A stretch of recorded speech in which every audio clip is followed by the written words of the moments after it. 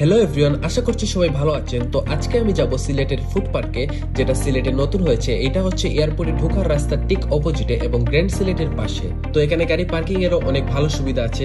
তো আমি গাড়ি পার্কিং করে ভিতরে ঢুকছিলাম। তো ঢোকার পর দেখলাম এখানে প্রায় সব ধরনেরই খাবার আছে, স্টেক, ফুচকা, কফি, বিরিয়ানি এবং আরো অনেক ধরনের খাবার। তো আমি আবার একটু চিকেন খেতে ভালোবাসি, তাই আমি শুরুতেই চলে গেলাম চিকেনের, যেখানে চিকেন পাওয়া যায়। এবং এখানে দেখলাম যে অনেক ভালো তান্দুরি করছে এবং ওরা বলছে ওদের এই তান্দুরিটা নাকি অনেক স্পেশাল।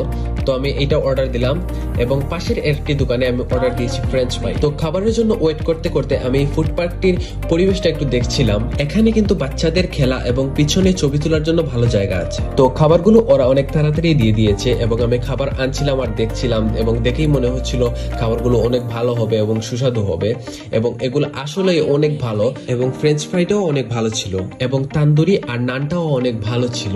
মানে এইরকম কোনো জায়গায় আমি খেয়ে এত শান্তি পাই নাই, মনে হচ্ছিল প্রতিদিনই একবার এসে খাই। তো ওভারঅল সবকিছু অনেক ভালো ছিল, আপনারা চাইলে এসে খেতে পারেন।